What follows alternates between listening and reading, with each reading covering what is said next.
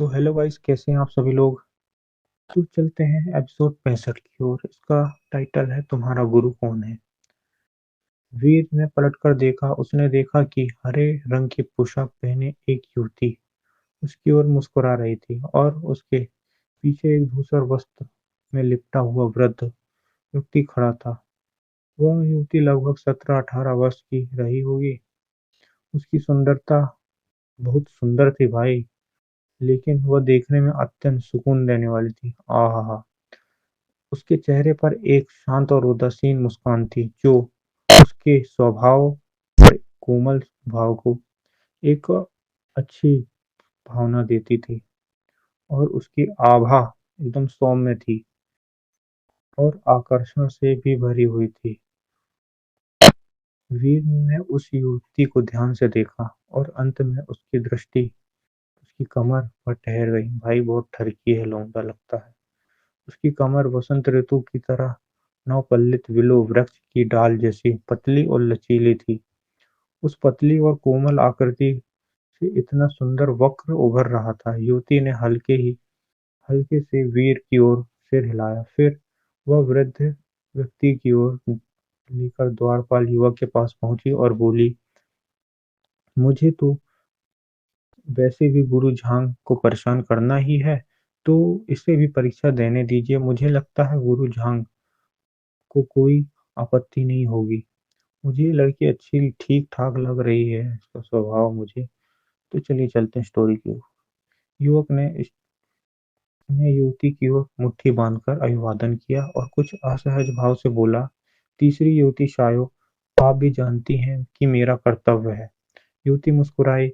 फिर उससे उसने दो जाने दो मतलब ऊर्जा पत्थर निकाले और युवक को देते हुए कहा, झांग हैंग, मैं जानती हूँ कि तुम्हारे लिए भी यह कठिन है, लेकिन आशा है कि तुम एक अपवाद करोगे।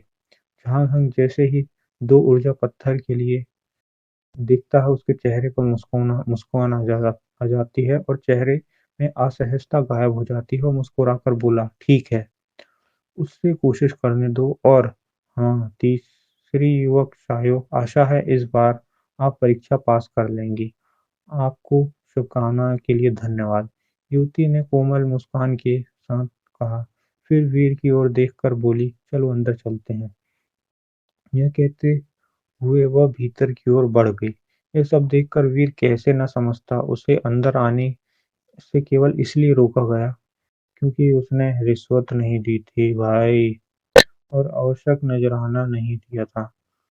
असल में सामाजिक नियमों को जानता था, लेकिन उसने कभी नहीं सोचा था कि ताबीज निर्माता संघ के लोग ऐसे होंगे। वीर ने झांग के हाथों में मौजूद दो ऊर्जा पत्थरों की ओर एक नजर डाली और फिर हरे वस्त्र वाली युवती के पीछे चल दिया। मुख्य सभागार में पहुंचने के बाद वीर ने युवती को पकड़ लिया और मुट्ठी बांधकर कहा, अभी आपने जो उसके लिए धन्यवाद। तीसरी युवती शायो, यह कहते हुए वीर ने दो ऊर्जा पत्थर निकाले और उसकी ओर बढ़ा दी। ऊर्जा पत्थर को देखकर युवती की आंखों में आश्चर्य झलक उभरी। ऊर्जा पत्थर काफी मूल्यवान थे, यहाँ तक कि उसने उसके लिए भी उसने पहले वीर की सहायता इसलिए की थी क्योंकि उसने पीछे खड़े वृद्ध ने कहा था कि यह युवक शायद तलवार संप्रदाय का सदस्य होगा। युवती ने ऊर्जा पत्थर नहीं लिए और इसके बजाय पूछा, युवक, क्या तुम तलवार संप्रदाय से हो। वीर ने आश्चर्य से पूछा, आपको कैसे पता चला। युवती ने मधुर मुस्कान के साथ कहा, चाचा लिन और मैंने तुम्हें अभी तलवार संप्रदाय के एक मानस शिष्य के साथ देखा।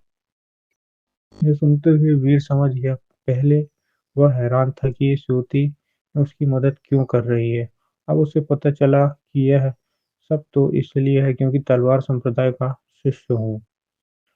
युवती की अस्पष्टवादिता से वीर के मन में उसके प्रति अच्छा भाव उत्पन्न हुआ था। उसने कहा, फिर भी मुझे आपका धन्यवाद करना ही होगा। यह तो बस छोटी सी बात थी। युवती मुस्कुराई, वैसे युवक, क्या तुम भी तलवार निर्माता बनने की परीक्षा देने आए हो? वीर ने सिर हिलाया। हाँ, मैं कोशिश करने आया हूँ। युवती बोली। कोशिश करना अच्छा है। इससे तुम्हें ताबीज निर्माण की प्रक्रिया से परिचय होने हो जाएगा। वैसे अपना परिचय दे दूं, मेरा नाम शायो है। वीर, उसने उत्तर दिया। कुछ देर बाद बातचीत के बाद वीर ने चारों ओर देखा। तीसरी युवती शायो। यहाँ इतना सन्नाटा क्यों है? शायो ने समझाया। शाखा के ताबीज निर्माता या तो साधना कर रहे होंगे या फिर ताबीजों का अध्ययन। आमतौर पर जब जब तक शाखा पर हमला न हो या फिर कोई परीक्षा देने ना आया हो, तब तक कमरे बंद रहेंगे, बाहर नहीं निकलते। वे इतने मेहनत से साधना और अध्ययन करते हैं? वीर ने आश्चर्य से पूछा। साया मुस्कुराई। बिल्कुल, ताबीज निर्माताओं को न केवल साधना करनी पड़ती है बल्कि ताबीजों का अध्ययन भी। इसके अलावा ताबीज निर्माता निर्माण के लिए सामग्री खरीदने हेतु उन्हें कई बार काम भी स्वीकार करने पड़ते हैं और बेहद व्यस्त रहते हैं। लोग केवल उनकी शक्ति और प्रतिष्ठा देखते हैं लेकिन उनकी मेहनत नहीं देखते। वीर ने सहमति से सिर हिलाया। सही कहा, लोग केवल ऊपरी चमक देखते हैं, दूसरों की मेहनत नहीं। फिर भी उसने पूछा, परीक्षा की प्रक्रिया क्या है? शाह ने समझाया, ज्यादा कुछ नहीं। यह परीक्षार्थी एक निम्न स्तरीय ताबीज बना लो तो वह पास माना जाता है। एक प्रकार का निम्न स्तरीय ताबीज बनने वाला प्रथम स्वर्ग श्रेणी ताबीज निर्माता बन सकता है। 5 अलग-अलग ताबीज बनाने के लिए पांचवी श्रेणी से ऊर्जा पृथ्वी स्तर स्तरीय ताबीज निर्माणों को वस्तुओं पर अंकन करना आना चाहिए। उससे ऊंचे स्तर की बात अभी हमारे लिए नहीं है। वीर ने मन ही मन सोचा, जैसे मायरा ने कहा था, मैं 2 प्रकार के ताबीज बना सकता हूँ, यानी मैं द्वितीय श्रेणी का ताबीज निर्माता हूँ। उसने पूछा, ताबीज निर्माता बनने के लिए क्या सच में स्वतंत्रता मिलती है? शाय मुस्कुराई। हाँ, संघ की सदस्य के लिए भी शक्ति में शामिल हो सकते हो और संघ में रहने की बाध्यता नहीं होती, लेकिन उन्हें संघ के नियमों का पालन करना पड़ता है। वीर मुस्कुराया। यह पेशा सच में ईर्ष्या योग्य है। ऊंची हैसियत, विशेष अधिकार और इतनी स्वतंत्रता संप्रदाय के शिष्य से नहीं बेहतर है। शायो बोली। इसी वजह से ताबीजों की शक्ति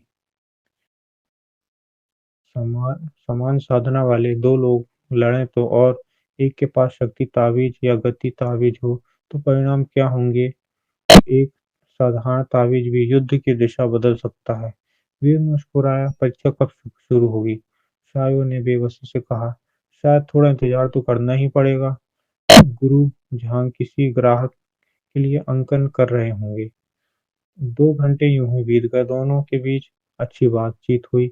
अधिकतर वीर प्रश्न करता रहा और शायो समझाती रही।